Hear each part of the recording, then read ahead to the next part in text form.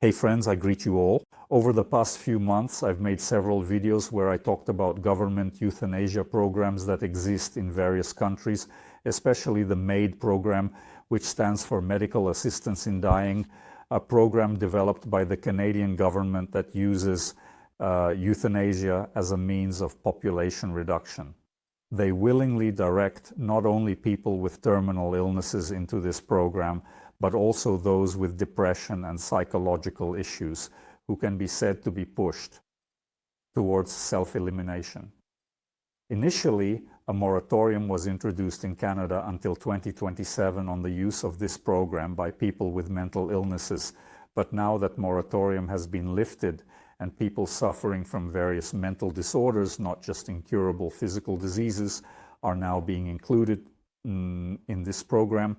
I told you about a woman in the Netherlands who voluntarily left this world in May 2024, not due to an incurable disease, but because of chronic depression that lasted at least 10 years. She passed away with the help of one of the euthanasia programs while lying on the couch next to her boyfriend, who, however, chose to stay in this world. This woman didn't suffer from any serious illness, and someone convinced her or helped her believe that this was the only way out of her situation. In the video, she didn't give the impression of someone who was truly terminally ill. And now, programs similar to Canada's are being developed in several countries, especially in the UK, and are being implemented through legislation. For the first time today, a form has been released that terminally ill patients need to fill out to receive assistance in self-elimination. Specifically here in the UK, the document has just been published as part of a new bill concerning terminally ill adults, introduced by Liberal Party MP Tim Ledbetter. In her opinion, the bill that legalizes assisted dying in England and Wales will put an end to the practice of very painful deaths. According to the plans, only people diagnosed with an incurable disease who have been told they have less than 6 months to live will be allowed to undergo the procedure to end their lives with medical assistance. It will be considered a crime to coerce anyone into taking a lethal dose of medication provided through approved requests, and those convicted will face imprisonment for up to 14 years. That is, at first glance, everything looks very fair. Coercion into self-elimination is prohibited and will be considered a crime of persuasion and incitement to this procedure.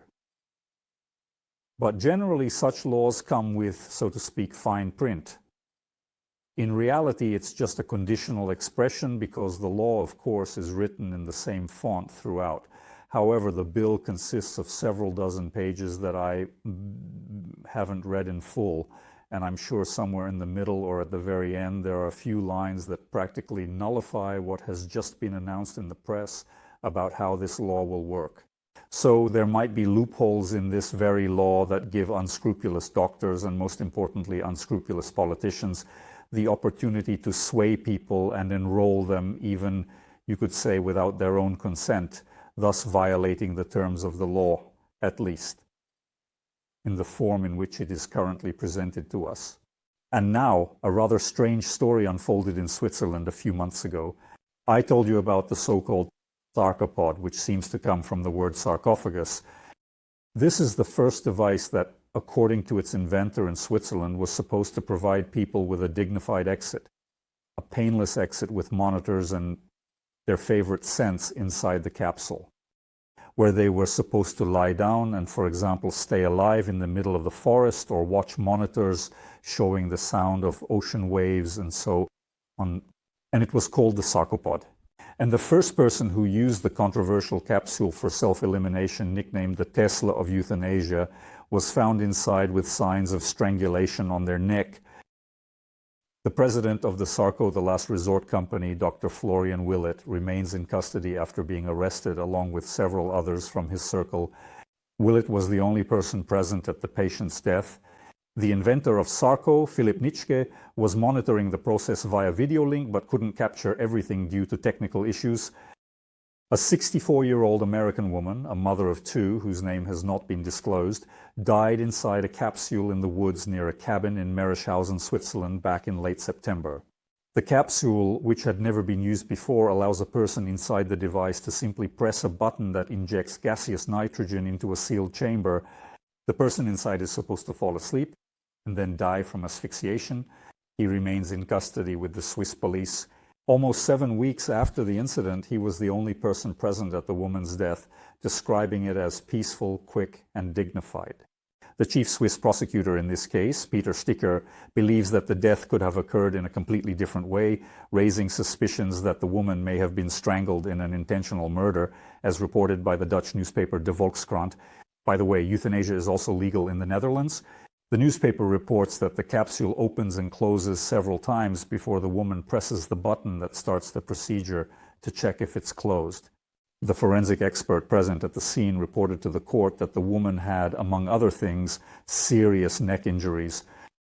According to the news agency, the president of the company, who was standing next to the woman throughout the event, told the capsule's designer via video link, "She's still alive, Philip." Comments came in 6.5 minutes after the user pressed button to self-eliminate. They say the president was confused by the sound of the alarm, presumably from the heart rate monitor. The court heard how he kept leaning over the Sarco capsule to look inside before the alarm stopped. The woman decided to self-eliminate using the Sarco due to a long-standing illness, as stated in the company announcement. She was diagnosed with osteomyelitis, a condition affecting the base of the skull and the infection of the brain's bone. She said she wanted to die for at least 2 years after suffering from a very serious illness that was accompanied by severe pain. According to the last resort, due to an immune disorder, the woman was unable to find an effective solution for her osteomyelitis. After receiving notification of her death from 2 lawyers involved in the project and present at the scene, the police combed the forest and arrested everyone who was near the Sarco, including a photographer from the Dutch newspaper Volkskrant. In September, Chief Prosecutor Sticker stated in the Swiss newspaper Blick, "We warned them in writing that if they came to Schaffhausen and used the Sarco, they would face criminal charges. All those arrested have since been released except for Villette." Volkskrant wondered why the writer did not publicly accuse Villet of premeditated murder, but used the suspicion to force judges to extend Villette's detention.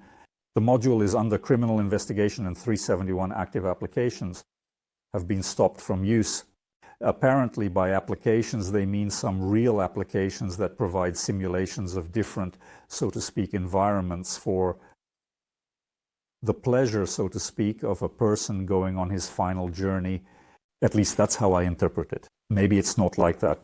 Nevertheless, under the article that describes this entire criminal case, there is a call from the organization Samaritans, where those who want to self-eliminate are encouraged to call the special phone number 116 123.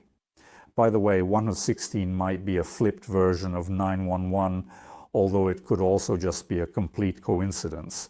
They suggest that anyone inclined towards self-elimination should call this number, and they might just advise them to self-eliminate somewhere else, rather than in these sarcophagi from companies that are currently under investigation. So anyway, the story is really quite strange. Why did they need to eliminate a person who was already on the path to self-elimination? There are obvious signs of murder here. However, euthanasia promotion companies in various countries seem to be quite successful at reducing the population, even though euthanasia has been around for over 20 years in different countries, including the Netherlands, where tourists come to legally end their lives. Government programs recommend that people turn to these options. It's much easier to get a referral to these programs than, for example, to receive actual treatment for people who could still be helped. So these programs encourage people, let's say, to agree to these options under influence, and they don't need to be treated anymore, saving budget funds and taxpayer money that could be used for other purposes. And that's actually what these programs are for. And of course, reducing the population by convincing the population that this is the only dignified way out of the situation, instead of offering treatment or inventing new ways to treat it. That's all, dear friends. Please subscribe to this channel. Please subscribe to Boost, leave comments and likes. They help promote the video online. On my Boost channel, there are already over 1,800 videos, as well as tens of thousands of photos exposing the occult elites, figures from sports, show business, and so on. My books, Occult Games of the Elite and New World Order, You can order Occult Matrix with my autograph through the email listed under each video or without an autograph. Through direct links to the publisher Conceptual, books are shipped abroad except for a few countries. You can support the channel through the donation alerts, Boosty donations portals, Spurbank card, and PayPal listed under each video. Thank you all for your support.